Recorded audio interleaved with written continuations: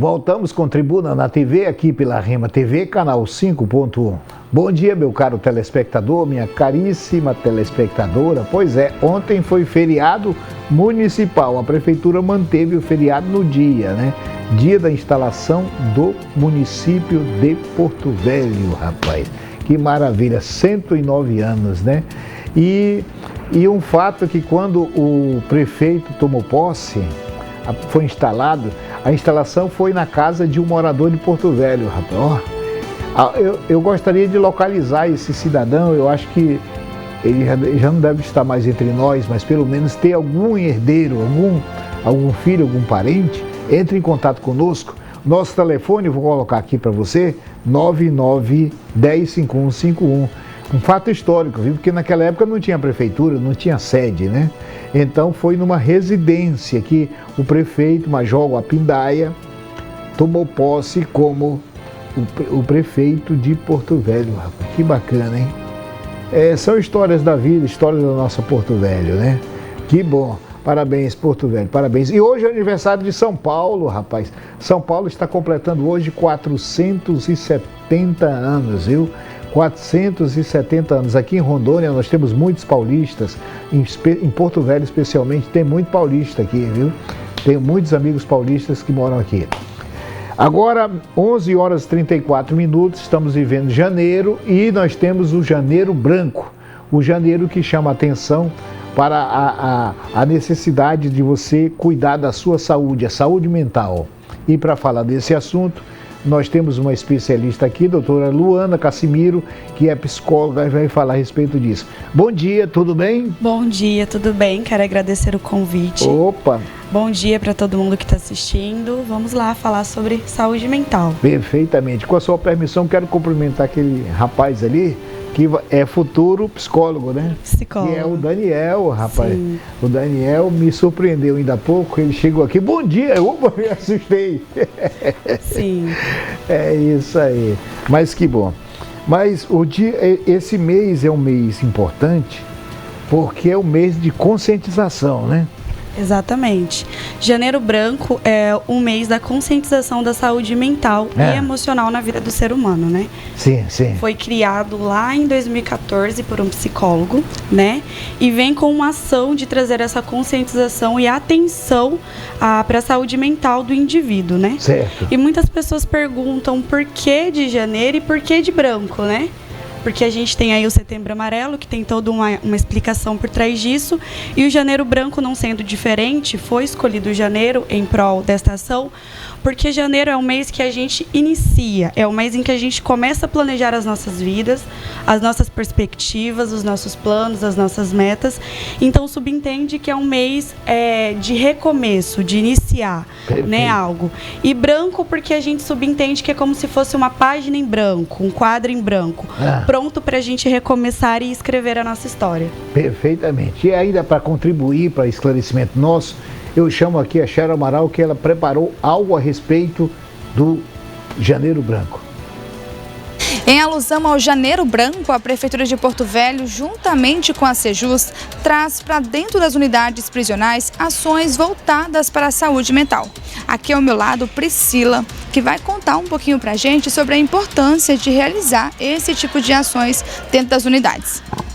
Esse momento é muito importante porque nós trazemos para elas, né, a importância de se conhecer, de conhecer a sua mente, conhecer os seus sentimentos, conhecer o que está acontecendo no mundo da mente delas, né? Então, falar sobre a saúde mental parece ser algo tão balelo, mas é muito importante, em especial para elas que estão privadas de liberdade, né? Então, ter esse momento de falar sobre a importância da saúde mental delas, em parceria com outras unidades, né, com outras secretarias, porque juntos nós vamos estar trazendo algo melhor, trazendo uma satisfação melhor para elas. Qual o impacto dessas ações para a sociedade? Trazendo uma melhor compreensão para elas, porque elas se conhecendo, melhora com que quando elas saírem daqui elas possam e tentam algo melhor, elas tentam não voltar, elas tentam buscar algo na sociedade, buscam um trabalho, buscam estudar, buscam se conhecer, buscam estar em família, para não voltarem para cá, né? Então buscam estar em sociedade, e isso é importante para elas e também para a sociedade. Nós vamos conversar agora com a conselheira estadual de saúde, Denise Limeira, que vai falar um pouquinho para a gente sobre as políticas públicas voltadas para essas mulheres que estão, né, nessas unidades prisionais. Obrigada, bom dia. O Conselho Estadual de Saúde aproveita essas oportunidades, né, para estar perto do público e saber as suas principais demandas.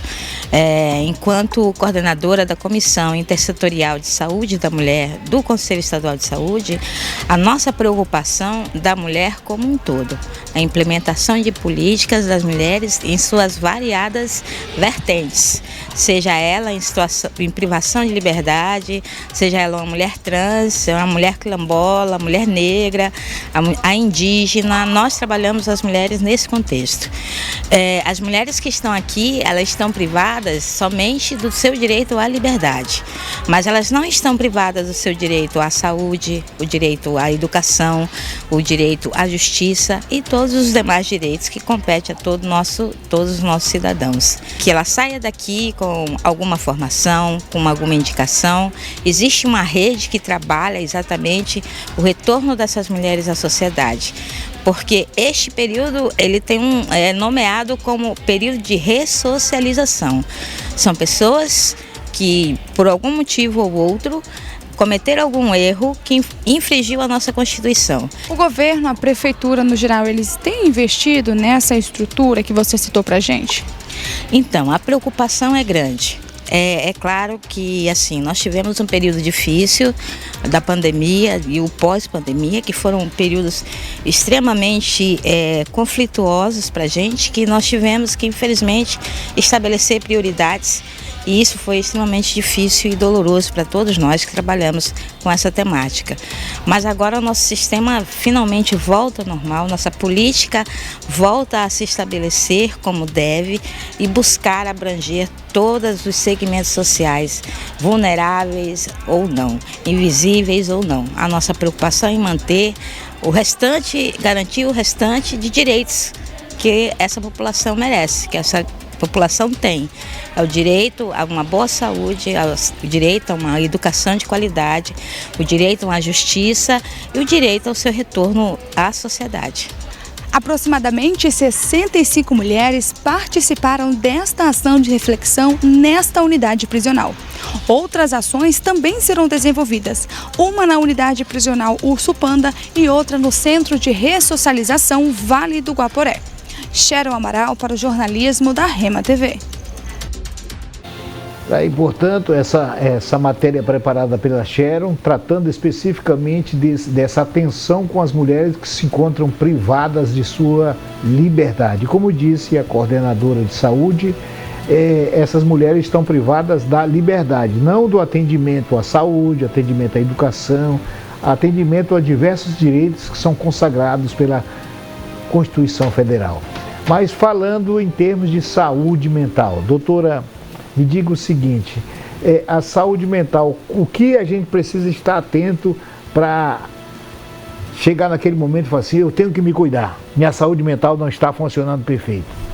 Certo. Bom, existem vários pontos dentro do processo da saúde mental e eu vou começar pelos princípios básicos, certo, pelas nossas necessidades básicas, perfeito, né? Então, por exemplo, eu começo a perceber que eu não estou conseguindo dormir tão bem ou que eu estou dormindo excessivamente. Isso não é o comum de acontecer comigo, né? Analisar o meu contexto de alimentação, como é que tem sido feita a minha alimentação.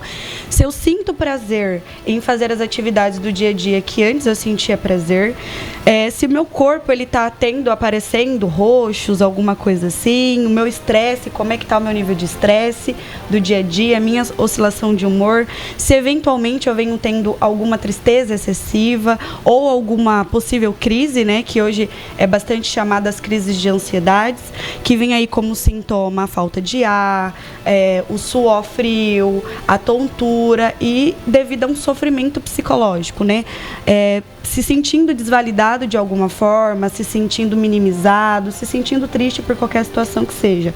São alguns dos sintomas e das situações que a gente precisa prestar atenção no nosso dia a dia que acometem muitas pessoas.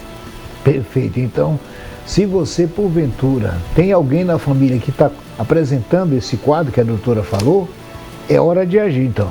Exatamente, é hora de agir. E assim, a gente fala muito de saúde mental, né? Agora está vindo com uma maior força após pandemia, né? Porque acometeu muitas pessoas as questões da saúde mental, as depressão, sequelas, né? Muitas sequelas. Então, assim, eu tenho vários pacientes em contexto de sofrimento psicológico aí num pós-pandemia, né? Então, assim, querendo ou não, a gente precisa se atentar que o mês de janeiro ele vem para conscientizar, mas que a gente não foque na saúde mental apenas em janeiro, mas sim por todo o ano, né? Perfeito. E de que maneira eu posso colaborar para ajudar alguém que está passando por esse momento? Certo. Bom, como que eu posso fazer para ajudar alguém? Essa pergunta é uma pergunta bastante pertinente. Primeiramente, eu acho que é informando, sabe? Trazendo informação para esse indivíduo. Eu acho que é uma das primeiras coisas. Além disso, é também buscando trazer um acolhimento para essa pessoa. Certo. Porque a gente sabe que a saúde mental ainda é um tabu muito grande dentro da nossa sociedade, dentro da nossa cultura brasileira. É verdade. Então, quando a gente fala de depressão, de ansiedade, de doenças mentais, né? Questões psicológicas, ainda se há um grande estigma. Então, seria acolhendo, ouvindo, orientando e passando as informações necessárias para essa pessoa, né? Quem procurar, o que fazer a partir disso. Seria uma grande iniciativa para começar. Perfeitamente. O telespectador está acompanhando a gente e pergunta que medidas, que estratégias eu posso adotar para começar a mudar esse quadro. Eu percebi, eu vou fazer o quê? Eu vou ignorar? Eu vou estigmatizar? Eu vou abandonar? O que eu devo fazer? Bom, esses pontos que o senhor trouxe, geralmente é o ponto que se é mais fácil a se fazer, tendo em vista que está todo mundo na sua própria correria, está todo mundo no modo automático, trabalhando. Então, geralmente, é basicamente isso que as pessoas fazem. Mas quais estratégias e o que fazer, né? Bom, o primeiro ponto é conseguir entender o que está acontecendo comigo ou com alguém à minha volta, trazer essa conscientização. Em segundo ponto, buscar um autoconhecimento. Buscar ali pequenas estratégias, né, de auxiliar, de acolher, mas também de buscar autoconhecimento. E autoconhecimento parece fácil e prático na teoria, mas quando a gente vai realmente para a prática é algo muito complexo a se fazer. Então, se for necessário procurar ajuda de um psicólogo, e em busca de um psiquiatra, e em busca de algum profissional da saúde mental que consiga me auxiliar, tentar desmistificar isso internamente, né? Ainda certo. Que haja muito preconceito com relação. Meu Deus do céu. E essa pandemia, ela deixou assim um estrago na sociedade tão grande. E não foi só estrago de perda de vidas, de questão de perda de profissão, perda do emprego, mas principalmente essa questão da saúde mental. Exatamente. Já se pode mensurar assim um quantitativo, qual é o percentual da população brasileira atingida dessa maneira? Olha, eu acho que é bem complexo mensurar, porque cada indivíduo ele vai desenvolver algo dentro do seu tempo. Então, tem indivíduos que foram bastante impactados no pós-pandemia, logo que foi ali amenizando, né?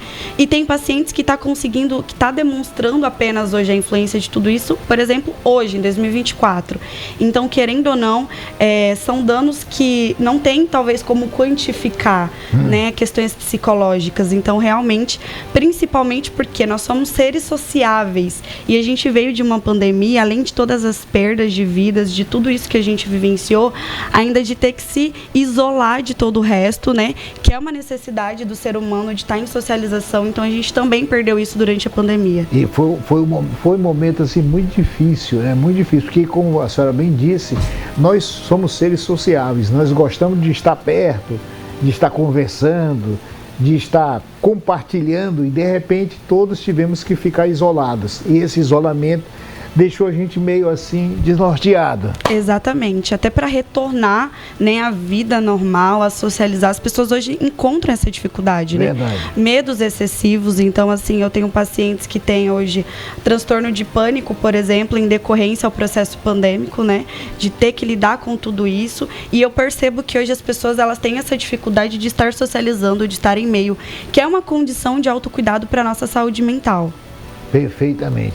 Doutora, para desmistificar isso, uma pergunta. A pessoa que sofre uma situação dessa, será que é por conta que ela fez alguma coisa errada? Bom, eu gosto de dizer muito para os meus pacientes que é muito complexo denominar as situações entre certo e errado. Né? Eu certo. gosto de pontuar muito mais sobre o que me faz bem e o que me faz mal. Perfeito. Primeiramente, esse ponto de fiz alguma coisa errada já vai recair como uma culpa sobre mim. Não, eu pequei. Eu tô Exatamente. sofrendo. E não é uma questão, né? Não é uma questão sobre o que eu fiz de errado ou não. São várias questões. Transtornos mentais também são genéticos, então pode ser que eu já tenha uma predisposição a desenvolver aquilo e passe por alguma situação difícil e não saiba manejar, e que está tudo bem não saber manejar, está tudo bem eu procurar alguém para me ajudar a fazer isso, porque a gente não vai dar conta de tudo, né? Verdade. Janeiro Branco. Doutora, qual é a importância? Não é só dizer, não, é Janeiro Branco, não é só isso não. Tem algo mais, né? Com certeza. Um dos objetivos do Janeiro Branco, principalmente para nós profissionais da área, é trazer os holofotes para a saúde mental e emocional do indivíduo. Então, é fazer com que as pessoas e instituições também volte a atenção, as mídias sociais volte a atenção para esse projeto, incentivar as pessoas a buscar aí conhecimento, uma ajuda psicológica, a se conhecer. Então, o objetivo de Janeiro Branco, além de falar e de conscientizar sobre saúde mental e emocional, é trazer atenção para nós, né? Tendo em vista que a gente busca muito desmistificar a saúde mental no nosso país. Então, vem muito como esse objetivo e com esse foco. Perfeitamente. Aliás, nessa época agora, os profissionais da saúde que atuam nessa área da saúde mental, eles ganharam um destaque tão grande, né? A gente tem visto aí profissionais psicólogos que têm se destacado no estudo, no tratamento. E aqui nós temos a doutora Luana Cassimiro que traz esses detalhes, porque isso é resultado de estudo, não é nada empírico assim, não é nada assim, não, eu aprendi ali, eu vi, não só vi, eu estudei. Exatamente. Quando a gente fala de saúde mental, é bem complexo justamente por causa disso, porque ainda é um estigma, né? Vem sendo estudado por vários colegas, por vários profissionais da área, e é como nós conversamos entre nós, né? Muitas questões da saúde mental não tem um exame de sangue que você possa comprovar, não tem ali um exame que você vai fazer e vai uma conseguir. Fotografia, exatamente. Um exame de imagem, né? Exatamente. Vai mostrar ali o coraçãozinho, o pulso. Não é só. Não é exatamente. Isso. Então, assim, esse estigma ele existe ainda por causa disso. Por exemplo, até para medicamento com relação a transtornos, ainda é um tabu muito grande. Então, eu recebo vários pacientes que vêm com muito receio, com muito medo do medicamento para o tratamento psicológico. Só que ninguém questiona um tratamento para uma hipertensão, para uma diabetes. Ninguém vai questionar esse tipo de medicamento. É verdade. Eu acompanhei aqui um caso interessante. Uma moça, ela foi fazer o exame me fugiu, exame médico, né? Exame médico para se habilitar e tirar a carteira de habilitação. E aí a pergunta foi, você toma algum remédio controlado? Ela disse, tomo. Aí disse, qual? Aí ela respondeu, porque eu tenho um problema de depressão. Você acredita que isso resultou na reprovação dela? Infelizmente, eu acredito que sim. Eu escuto muitos casos que me chocam muito ainda, infelizmente, como psicóloga, de pessoas que não conseguem um emprego porque pontuam que fazem terapia e que sofrem de alguma questão psicológica. Então, infelizmente, eu acredito que isso ainda aconteça bastante. E é justamente essa atenção para a saúde pública que a gente quer chamar, né? De que se façam mais leis, de que as pessoas falem mais sobre isso, de que elas desmistifiquem mais isso, porque querendo ou não, vamos pensar, né? Eu costumo dizer, se cada um de nós parar para analisar o nosso autoconhecimento, as nossas questões psicológicas, todos nós temos os nossos traumas, as nossas nossas dores, as nossas questões. Então, assim, eu acho que é de coragem, é de muita coragem quem busca uma ajuda profissional para lidar com relação a isso.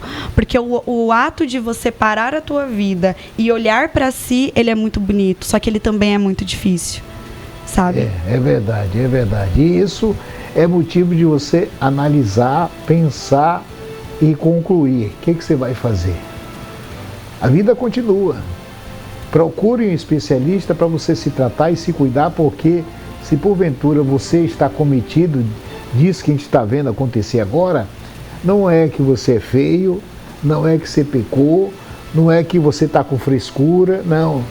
E nem porque está faltando Deus na sua vida. Não é. Mas você pode se cuidar. Você pode se recuperar. E a nossa sociedade está em transformação. Vai chegar um dia que nós vamos ter a convivência normal, sem nenhuma separação daquele que um dia foi depressivo, daquele que um dia teve problema mental, né, uma saúde mental afetada, vai estar vivendo normalmente. Porque nós temos ao longo da história muitas pessoas, muitas personalidades que tiveram uma série de enfermidades e você olhando assim, você vai... Aonde que esse camarada teve isso? Porque ele foi pintor, ele foi desenhista, ele foi inventor, ele foi médico, ele foi tanta coisa. Sim. E sobreviveu de maneira brilhante. Sim, até porque quando a gente fala de saúde mental, de questões de doenças mentais, não são só as desenvolvidas, existem as que o ser humano nasce com ela, sabe? Então, por exemplo, e quando o ser humano não precisa passar por nenhuma condição de vida para desenvolver, como, por exemplo, TDAH, autismo, algum transtorno de personalidade, o indivíduo ele nasce com esses transtornos. Então, o que ele pode fazer?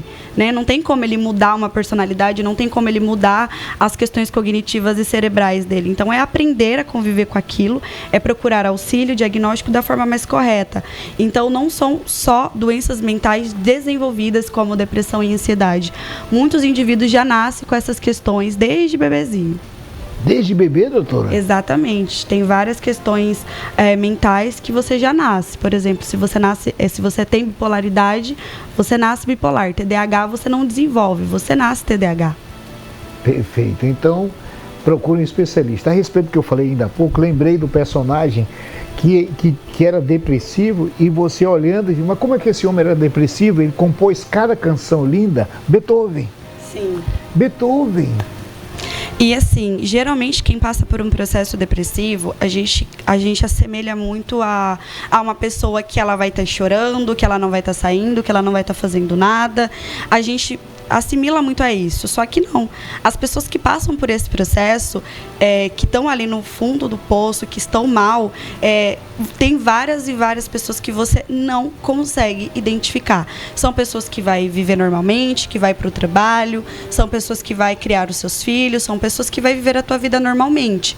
Só que por dentro ali, quando ela entra no quarto dela, fechou as portas, apagou-se as luzes, é ali que o sofrimento começa a acontecer.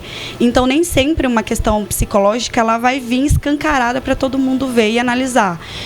Muitas vezes esses sintomas eles vêm ali bem camuflados pelo próprio paciente, muitas vezes já por medo desse preconceito. O estigma. Exatamente. Então, e nós temos o grupo dos, que é os alcoólicos anônimos. Nós temos um grupo também que congrega os usuários de droga que vão trocar ideias, né? E nós temos também a questão até dos grupos nas igrejas católicas, né? São aqueles grupos familiares, né? Quem tem problema na família vai estar lá reunido. E os nossos amigos que enfrentam problemas de saúde mental. Nós já temos alguma instituição aqui que possa congregar essas pessoas já? Então, bom, eu sei que existem várias instituições aqui em Porto Velho, né, que oferecem esse apoio, mas eu poderia falar dos CAPs daqui de Porto Velho, certo, que dá auxílio, que estão dando auxílio, né, para as pessoas de doenças mentais, com questões psicológicas. Também tem vários psicólogos que fazem atendimento a valor social. Então, são psicólogos que cobram um valor bem abaixo da média, justamente justamente para conseguir dar esse suporte para o indivíduo, porque a gente sabe que as coisas são difíceis, que nem sempre todo mundo vai ter uma condição financeira de estar arcando com um tratamento psicológico. Outros psicólogos, eles se propõem a atender vários pacientes sem cobrar absolutamente nada. Então, porque quando a gente faz a nossa graduação, se forma, é um juramento que a gente tem, né, de servir, de auxiliar o indivíduo e não pensar só no cunho financeiro. Mas também tem as faculdades daqui de Porto Velho que formam os alunos, né? Temos aí Unisapiens, São Lucas, Finca, Unir, que são faculdades que quando o aluno ele está em processo de terminar, a gente passa por um estágio que se chama estágio de clínica. Certo. E esses alunos eles já vão estagiar e já vão clinicar. Então essas faculdades, elas têm ali a escola clínica, que são onde esses alunos vão clinicar, e eles abrem para a população ir lá se consultar e atender e fazer terapia. Opa. E pelo que eu entendo e conheço, é tudo gratuito, de forma gratuita. Então quem tiver interesse, quiser, tá entrando em contato com as faculdades para conseguir já agendar, fazer o seu agendamento, também é uma das possibilidades de forma gratuita e social. Perfeitamente. Bom, o telespectador gostou da sua exposição e pergunta: onde eu vou encontrar a doutora Luana Cassimiro? Onde? Perfeito. Bom, quem quiser me encontrar e falar comigo pode acessar o meu perfil profissional, que é psico.luanacassimiro. Mas eu também atendo na Clínica Equilíbrio, que uma unidade fica na Calama. E a outra unidade fica na Raimundo Cantuário. Raimundo Cantuário. Exatamente. Então, quem quiser me encontrar ou liga nessas clínicas, entre em contato ou pode acessar pelo meu Instagram profissional. Equilíbrio. Clínica Equilíbrio. Exatamente. Clínica Equilíbrio. Perfeitamente. 11 horas da manhã, 59 minutos. Agradecendo aqui a doutora Luana por estar conosco nessa manhã. Eu sei que ela tinha essa manhã uma série de coisas para fazer, mas separou um tempinho para vir dividir conosco aqui o seu conhecimento, o seu cuidado também e a sua colaboração para o Janeiro Branco.